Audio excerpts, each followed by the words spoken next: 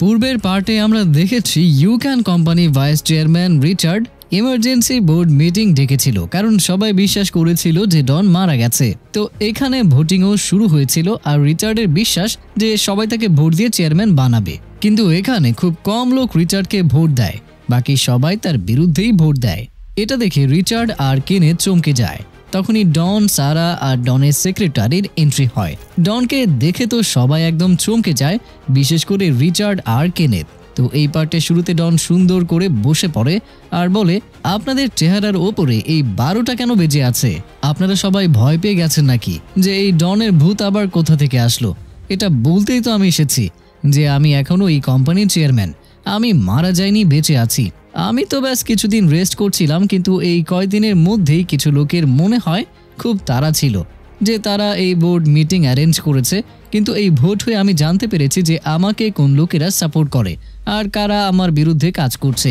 কিন্তু এখন এই বোর্ড মিটিংয়ের আর কোনো প্রয়োজন নেই, কারণ আমি তো বেঁচে আছি। এই কথা বলে ডন তার সেক্রেটারি আর সারাকে নিয়ে সেখান থেকে চলে যায়। আর ওই লোকেরা যারা রিচার্ডকে সাপোর্ট করেছিল তারা রিচার্ডের উপরে রেগে যায় আর বলে, তুমি তো বলেছিলে যে ডন মারা গেছে, এই জন্য আমরা তোমাকে ভোট দিয়েছিলাম। আমরা তোমার কথা বিশ্বাস করে ডনের বিরুদ্ধে ভোট দিয়েছি, কিন্তু সে তো বেঁচে আছে আর সে এটাও জানতে পেরেছে যে আমরা তোমাকে সাপোর্ট করছি। জানি না এখন সে আমাদের বিরুদ্ধে কি সিদ্ধান্ত নেবে। তুমি তো আমাদের একদম ফাঁসিয়ে দিলে। এরপর রিচার্ড তাদের সবাইকে শান্ত করে আর বলে, আরে কিচ্ছু হবে না, আমি সব কিছুই সামলে নেব। বাইরে গিয়ে ডন সেক্রেটারিকে বলে, আমার তো তোমাকে ধন্যবাদ বলা উচিত, যদি তুমি না থাকতে তাহলে এসব কিছু সম্ভব হতো না। তো বন্ধুরা, সেক্রেটারিকে ডন কেন থ্যাঙ্কস বলছে এটা জানার জন্য আমাদের 10 দিন আগের ফ্ল্যাশব্যাক দেখানো হয়। আপনাদের হয়তো মনে আছে যে সেক্রেটারি ডনের ওই সিক্রেট দরজা খুলেছিল আর ভেতরে গিয়েছিল, যেখানে ফ্রেড আর কিমের রোম্যান্স চলছিল। তাদের রোম্যান্স দেখে সেক্রেটারি রাগ হয় যে ডন বেঁচে আছে নাকি মরে গেছে এই ব্যাপারে ফ্রেডের কোনো চিন্তাই নেই, আর সে এখানে এসে রোম্যান্স করছে। তখন ফ্রেড তাকে অনেক মানানোর চেষ্টাও করে, কিন্তু সেক্রেটারি ফ্রেডকে অনেক খারাপভাবে গালিগালাজ করতে থাকে। তো এখানে আর কোনো রাস্তা না পেয়ে ফ্রেডের সেক্রেটারিকে সবকিছু বলতেই হয়েছিল যে আপনি যেরকম ভাবছেন ডন মারা যায়নি, সে একটা সিক্রেট মিশনে আছে। এই কথা বলে ফ্রেড ডনকে কল করে আর ডনের সাথে সেক্রেটারিকে কথা বলিয়ে দেয়।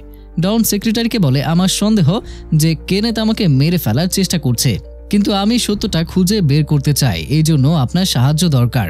ডনের প্ল্যান শুনে সেক্রেটারি তাকে সাহায্য করতে রাজি হয়ে যায়। এরপর সেক্রেটারি রিচার্ডের কাছে যায় আর বলে, ডন তো মারা গেছে আর এমনিতেও সে অনেক রাগী ছিল, তার সাথে আমার কাজ করতে একদমই ভালো লাগতো না। এখন সে তো মারা গেছে, তাই আমাদের মনে হয় চেয়ারম্যানের পজিশন আপনার মতো ভালো করে কেউ হ্যান্ডেল করতে পারবে না। এভাবে সে রিচার্ডকে ক্রিম মাখিয়ে তার জালে আটকে ফেলে। এই কথা শুনে রিচার্ডের আরও মনে হয় যে বাতাস যেহেতু তার দিকেই রয়েছে, তাহলে তার সুযোগ নিয়ে বোর্ড মিটিং ডেকে ফেলি। মিটিংয়ে সবাই তাকে ভোট দেবে আর সেই চেয়ারম্যান হয়ে যাবে। এটাই ছিল রিচার্ডের প্ল্যান। কিন্তু রিচার্ড জানতো না যে তার সাথে কথা বলার পর সেক্রেটারি অন্য শেয়ার হোল্ডারদের আর বোর্ড মেম্বারদের সাথে কথা বলে রেখেছিল, আর সে তাদেরকে বোঝায় আপনারা সবাই রিচার্ডের বিরুদ্ধেই ভোট দেবেন। এই জন্য প্রেজেন্টে ডন সেক্রেটারিকে থ্যাঙ্কস বলে। তখন রিচার্ড সেখানে আসে আর ডন তাকে একা নিয়ে গিয়ে কথা বলে। রিচার্ড বলে, আমি জানতাম না যে তুমি বেঁচে আছো, না হলে তো আমি এই মিটিং ডাকতামই না। চেয়ারম্যান ছাড়া তো কোম্পানি চলবে না, এই কারণে আমি কোম্পানি ভালোর জন্য ভোটিং করছিলাম, তাছাড়া আমার কোনো খারাপ উদ্দেশ্য নেই। ডন বলে, ওইসব কিছু তো ঠিক আছে আঙ্কেল, কিন্তু আমার উপর একটা গ্যাং হামলা করেছিল আর আমাকে মেরে ফেলার চেষ্টা করেছিল। আমার সন্দেহ যে এইসব কিছু আপনার ছেলে কেনেথ করিয়েছে। এখানে রিচার্ড কথা পাল্টানোর চেষ্টা করে আর বলে, যা হবার হয়েছে, আমি তাকে খুব তাড়াতাড়ি ইউএসএ পাঠাতে চাচ্ছি, তারপর তুমি তাকে সন্দেহ করার চান্সই পাবে না। এই কথা বলে রিচার্ড সোজা কেনেথের রুমে যায় আর তাকে অনেক কথা শোনায় যে আমি তোমাকে লক্ষবার নিষেধ করেছিলাম ডনের মামলায় ইন্টারফেয়ার করো না, তুমি একটা স্ফুলিঙ্গ ছুঁড়েছিলে, তাই এখন তার হৃদয়ে তোমার বিরুদ্ধে আগুন জ্বলছে, এখন সে তোমাকে ছাড়বে না। কিন্তু কেনেথ একদম শান্ত হয়ে বলে, বাবা, ডন আমাদের ওপর এই জন্য রেগে আছে কারণ তার মায়ের ওই নেকলেস হারিয়ে গেছে, আর ডনের সন্দেহ যে ওই নেকলেস আমাদের বাসায় ছিল। আপনি ওই নেকলেসের ব্যাপারে ডনকে বলে দিন, তাহলে এরপর সে আমাদের রাস্তায় আর কখনোই আসবে না। না হলে ডনের মনে হবে যে আপনি ওই নেকলেসের জন্য তার মাকে মেরে ফেলেছেন।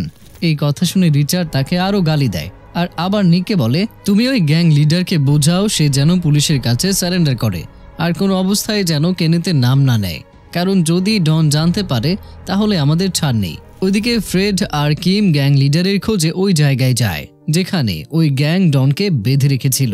কিন্তু এর মধ্যেই কারোর আসার শব্দ শুনে দুজন এক জায়গায় লুকিয়ে পড়ে। কিন্তু এরা দুজন রোম্যান্স করার জন্য কোনো সুযোগই ছাড়ে না, সেখানেই তারা রোম্যান্স শুরু করে দেয়।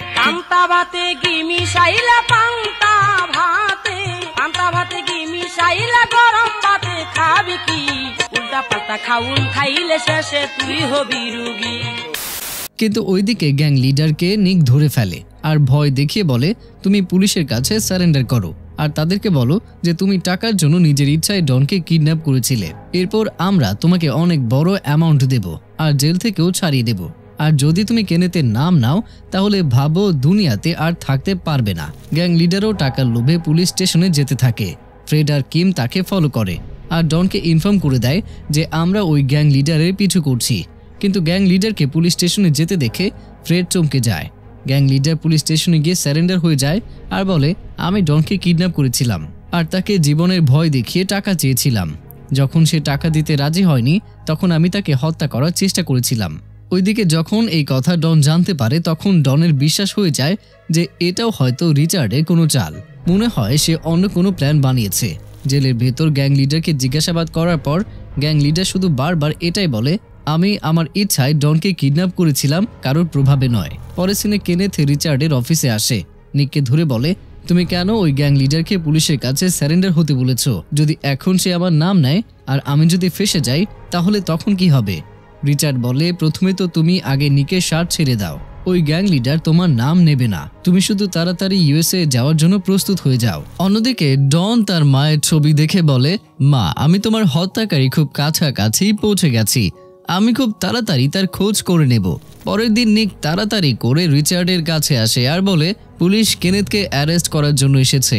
এর মধ্যে সেখানে কেনেথও চলে আসে আর এসেই সে নিকের উপরে রেগে যায় আর বলে, তুমি তো বলেছিলে যে ওই গ্যাং লিডার আমার নাম নেবে না, তাহলে এখন পুলিশ আমাকে অ্যারেস্ট কেন করতে এসেছে?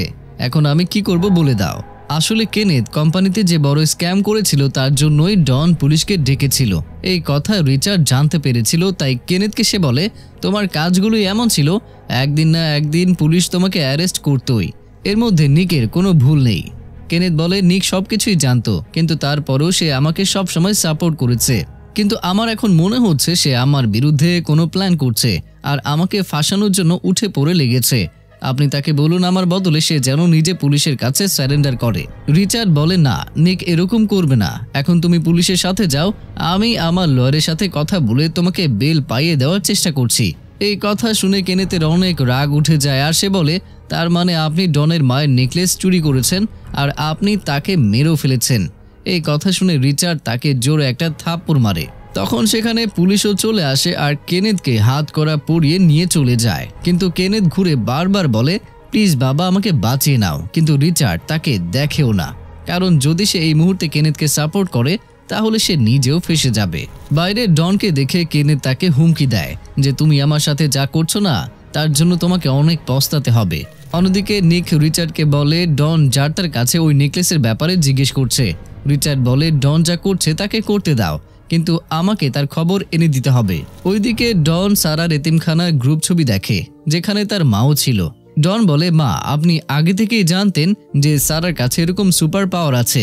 ডন বলে, মা, হতাশ হওয়ার কথা হলো এটাই যে সে ওই সুপার পাওয়ার দিয়েই আপনার হত্যাকারীকে খুঁজতে সে আমাকে সাহায্য করছে, এটাকেই ভাগ্য বলে। এসব বলে ডন ছবিতে সারাকে দেখে আর মনে মনে এটা বলে হাসে, ছোটবেলায় সারাও অনেক কিউট ছিল। পরের দিন সকালে ডনের সেক্রেটারি কিছু একটা টেনশন করতে করতে ডনের কাছে ছুটে আসে। ডন ওই গ্রামের ফটোগ্রাফারের থেকে কিছু ছবি নিয়েছিল, মনে আছে তো আপনাদের? সেখানকার একটা ছবিতে রিচার্ড আর তার পাশে অন্য কেউ দাঁড়িয়েছিল। ডন সেক্রেটারিকে বলে যে ওই লোকের খোঁজ করো, রিচার্ডের কাছে দাঁড়িয়ে যে ছিল তাকে আমার চাই। সেক্রেটারিও তার কথা মতো তার খোঁজ করেছিল আর সেটাই বলার জন্য সেক্রেটারি এখানে এসেছে। সেক্রেটারি বলে, ওই লোক 20 বছর আগে রিচার্ডের গাড়ির ড্রাইভার ছিল আর আমি তার অ্যাড্রেসও খুঁজে বের করেছি। এই কথা শুনে ডনের আরও বিশ্বাস বেড়ে যায় যে যদি ওই ড্রাইভারের সাথে কথা বলি তাহলে হয়তো আমার মায়ের কেসের ব্যাপারে কিছু ক্লু পাওয়া যাবে। সেক্রেটারিও ডনের সাথে যেতে চায়, কিন্তু ডন বলে, না, তুমি যদি যাও তাহলে এখানকার কাজ কে সামলাবে? আমি চলে যাব, তুমি অফিস সামলাও। এটা বলে ডন সারাকে নিয়ে ওই অ্যাড্রেসে যায়, কিন্তু সেখানে কেউ ছিল না, শুধু একটা বেলুন ছিল। হয়তো এই অ্যাড্রেসটা ভুল, এটা ভেবে দুজনে অন্য জায়গায় যায়, যেটা একটা উঁচু জায়গা ছিল। এখানে সারা তার সুপার পাওয়ার ব্যবহার করে খুব তাড়াতাড়ি খুঁজে বের করতে চায়, কিন্তু ডন তার চোখ বন্ধ করে দেয় আর বলে পাওয়ার ব্যবহার করো না, না হলে তোমার জীবনের বিপদ হতে পারে। সারা বলে আরে বাহ, আমার জন্য তোমারও চিন্তা হয়। ডন বলে না না, তুমি আমার অ্যাসিস্ট্যান্ট, যদি তুমি তোমার সুপার পাওয়ার ইউজ করে বেহুশ হয়ে যাও তাহলে আমার পুরো কাজ কে করবে? এই কথা শুনে সারা ভাবে একদম আনরোমান্টিক বুদ্ধু ছেলে কোথাকার। এটা বলে সে চলে যেতে থাকে। ডনও তার পিছু পিছু যেতে থাকে। তখনই দুজন মহিলা একটা ছোট্ট বাচ্চাকে খুঁজছিল। তারা সারা আর ডনকে বাচ্চাটির ছবি দেখিয়ে জিজ্ঞেস করে, আপনারা কি এই বাচ্চাকে কোথাও দেখেছেন? ওই বাচ্চাটার ছবিতে বাচ্চাটার হাতে ইয়েলো কালারের বেলুন ছিল, আর সারা নিচে এক জায়গায় ওই বেলুন দেখেছিল। তাই তারা মহিলাদের ওই জায়গায় নিয়ে যায়, আর সেখানে ওই বাচ্চাটা একটা গর্তের ভেতরে ছিল। সারা তাকে তাড়াতাড়ি বের করে জিজ্ঞেস করে, তুমি এখানে কি করছিলে? আসলে কিছুদিন হলো এই বাচ্চাটার মা মারা গেছে। বাচ্চাটা বলে, সবাই মিলে আমার মাকে মাটিতে দাফন করেছে, আমি আমার মায়ের সাথে দেখা করতে চেয়েছিলাম, এই জন্য মাটির নিচে যাওয়ার চেষ্টা করছিলাম। এই কথা শুনে সারার অনেক খারাপ লাগে, তাই সে অনেক ভালোবেসে তাকে বোঝায়, বাবা তোমার মা নিচে না উপরে স্বর্গে চলে গেছে, যেখান থেকে তোমার মা তোমাকে সব সময় দেখবে, এই জন্য তুমি সব সময় খুশি থাকবে, তখনই তো তোমার মা তোমাকে দেখে খুশি হবে। বাচ্চাটা বলে, সত্যি আন্টি, আমার মাকে আমাকে সবসময় দেখবে, তাহলে তো আমি আর কখনোই কান্না করব না। এই কথা বলে বাচ্চাটি সারাকে জড়িয়ে ধরে। সারাও তাকে অনেক ভালোবেসে জড়িয়ে ধরে। পরের সিনে দুজন আবার ওই অ্যাড্রেসের খুঁজে বের হয়ে পড়ে। অনেক খোঁজার পর অবশেষে তারা ওই ড্রাইভারের দরজার নাম্বার পেয়ে যায়। তারা যখন ওই জায়গায় যায় তখন ওই ড্রাইভারও বাসায় ছিল। ডন তাকে রিচার্ডের ছবি দেখিয়ে বলে, আপনি কি 20 বছর আগে তার ড্রাইভার ছিলেন? কিন্তু সে ভয় পেয়ে যায় আর বলে, না আমি কাউকে কিছু বলবো না, তুমি চলে যাও। তখনই সেখানে ওই বাচ্চা চলে আসে যাকে সারা গর্ত থেকে বাঁচিয়েছিল। সারাকে দেখে বাচ্চাটা অনেক খুশি হয় আর বলে, ভেতরে আসুন আন্টি। ড্রাইভার চমকে গিয়ে জিজ্ঞেস করে, তুমি কি একে চেনো? আসলে এই বাচ্চা ড্রাইভারের নাতনি। তখন বাচ্চাটির সাথে আসা মহিলা বলে, সে তো তার মায়ের সাথে দেখা করার জন্য গর্তের ভেতরে ঢুকে গিয়েছিল, কিন্তু এই দুজন তাকে ঠিক সময়ে বাঁচিয়েছে, না হলে জানি না এই বাচ্চাটার কি হতো। ড্রাইভার এই কথা শুনে অনেক ইমোশনাল হয়ে যায়। ডন বলে, যেভাবে এই বাচ্চাটা তার মায়ের জন্য কষ্ট পাচ্ছে, এরকম ভাবে 20 বছর আগে আমি আমার মাকে হারিয়ে এখনো কষ্ট পাচ্ছি। আপনি যা কিছু জানেন প্লিজ আমাকে বলে দিন। আপনার ছোট্ট একটা সত্যি আমার অনেক কাজে আসতে পারে। এর মধ্যে সেখানে নিক চলে আসে, কারণ রিচার্ড তাকে ডনের উপরে নজর রাখতে বলেছিল। তখন ড্রাইভারও জিজ্ঞেস করে, আসলে আপনি কি জানতে চান? তখন ডন ওই ছবি দেখিয়ে বলে, 20 বছর আগে আপনি একটা গ্রামে গিয়েছিলেন, আর ওই সময় রিচার্ডও আপনার সাথে ছিল। আপনি আমাকে এটা বলুন যে আপনি সেখানে কেন গিয়েছিলেন, আর সেখানে কি রকম ঘটনা ঘটেছিল যেটা আপনার মনে আছে। ড্রাইভার অনেকক্ষণ ভেবে বলে, আমার তো কোনো ঘটনায় মনে নেই, কিন্তু রিচার্ডের বলার জন্য আমি এতিমখানা থেকে একজন ছেলেকে স্পন্সর করেছিলাম। রিচার্ড আমাকে বলেছিল সে ওই বাচ্চাকে ইউএসএ পাঠাতে চায়। ওই ছেলে কে ছিল আর রিচার্ড তাকে কেন ইউএসএ পাঠাতে চেয়েছিল আমি এসব কিছু জানি না। এরপর ডন তাকেও এতিমখানার ওই গ্রুপ ছবি দেখিয়ে বলে, ওই ছেলে কি এই ছবিতে আছে? তারপর ড্রাইভার খুব ভালো করে দেখে আর একটা ছেলেকে চিনতে পারে আর বলে, এটাই হলো সেই ছেলে, এর নাম হয়তো চ্যাং ছিল। ডন ওই ছেলেকে দেখতে থাকে আর ওই ছেলেকে দেখে আমাদের মনে হয় এটা তো ওই ছেলে যে সারার স্বপ্নে আসে। অর্থাৎ সারা যখন তার স্বপ্নে একটা জঙ্গলে কোথাও যেতে থাকে তখনই নীল চোখের একটা ছেলে তার সামনে চলে আসে। কিন্তু এখন প্রশ্ন হচ্ছে, রিচার্ড ওই ছেলেকে স্পন্সর কেন করেছিল আর তাকে ইউএসএ কেন পাঠাতে চেয়েছিল? এটাই হচ্ছে এখন মিস্ট্রি। ওইদিকে নিক সোজা রিচার্ডকে বলতে চায় যে ডন আপনার পুরনো ড্রাইভারের বাসায়ও পৌঁছে গেছে আর সে চ্যাংয়ের ব্যাপারেও জানতে পেরে গেছে। এই কথা শুনে রিচার্ড চমকে যায়, কিন্তু নিক বলে, আপনার চিন্তা করার কোনো প্রয়োজন নেই। এরপর থেকে ডন আর কিছুই খোঁজ করতে পারবে না, কারণ চ্যাং নামের কেউ এই পৃথিবীতে নেই। আমি ঠিক বলছি তো? এই কথা শুনে আমাদের মনে হয় যে হয়তো তারা কোনো প্ল্যান করে চ্যাংকে হত্যা করেছে, আর না হয় এর মধ্যে আরও কোনো কিছু গল্প লুকিয়ে আছে, আর এইসব কিছু আমরা সামনেই তাড়াতাড়ি জানতে পারবো।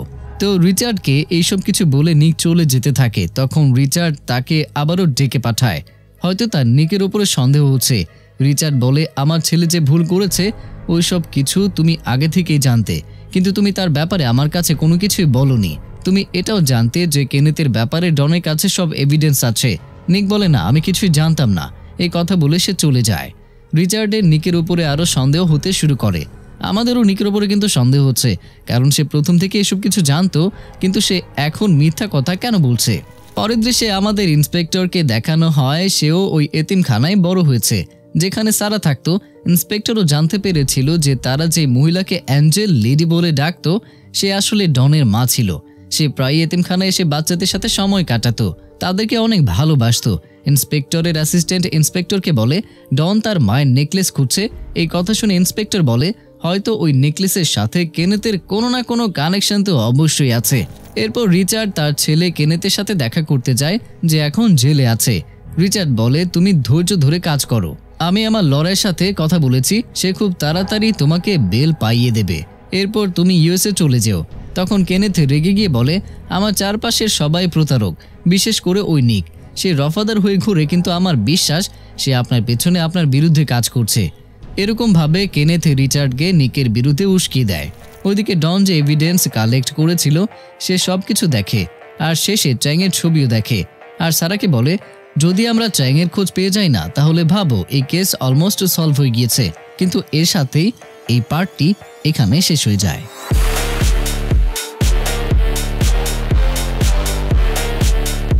তো প্রিয়জনেরা, কেমন ছিল আজকের এই পার্টি সেটা অবশ্যই কমেন্টের মাধ্যমে জানাতে ভুলবেন না। দেখা হচ্ছে পরের পার্টে, ততক্ষণ পর্যন্ত সবাই ভালো থাকুন, সুস্থ থাকুন, আর অবশ্যই আমাকে মনে রাখুন।